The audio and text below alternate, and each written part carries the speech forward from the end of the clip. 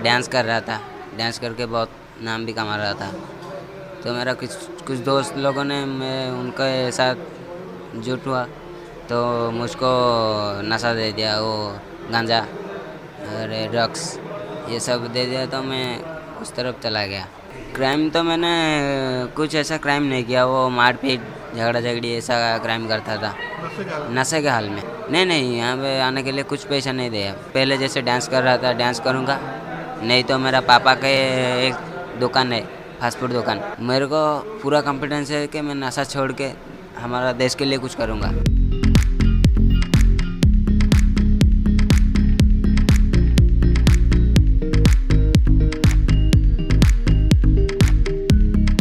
जब कॉलेज में गया तब दोस्तों लोग के साथ मिलकर नशे में आ गया।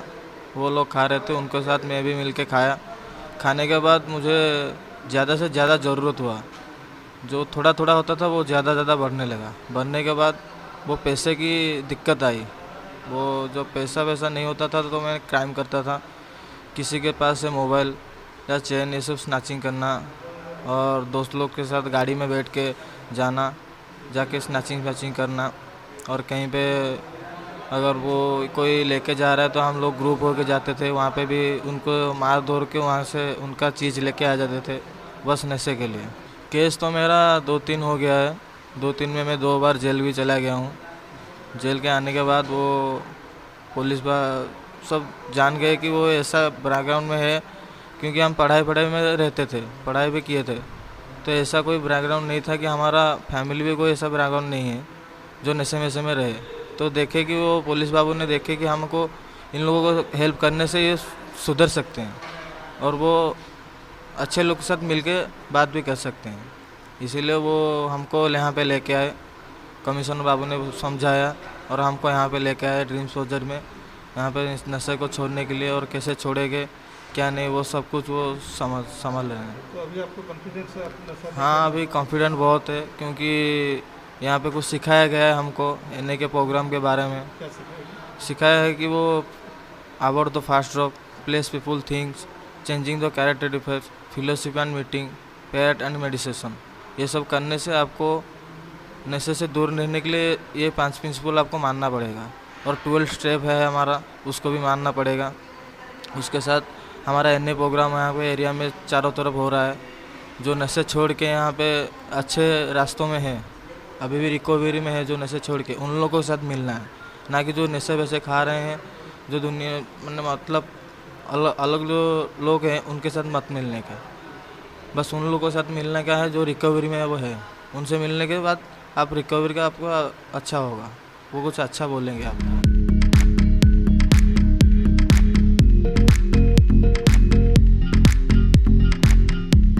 We launched a project called Dreams, aiming at de-addict the young generation who are onto crime, who are onto habitual offences.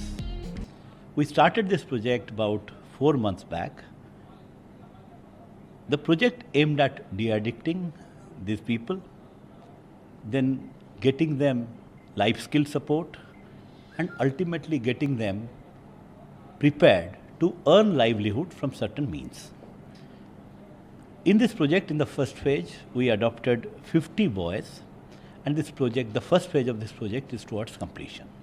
Today, we signed, on behalf of the Commissioner Police, agreements were signed between the agency which was operating for the Commissioner Police for this de-addiction program, IIEC, and So Amai Foundation, which committed to give livelihood support to 20 of such boys.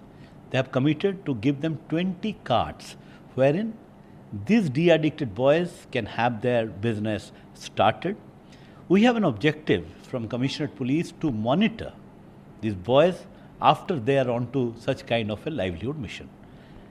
The basic objective with which we started this project was to set a trend wherein the habitual criminals who are onto drugs, they can be systematically rehabilitated, and they can be shown as an example to other boys who are onto drugs and crime.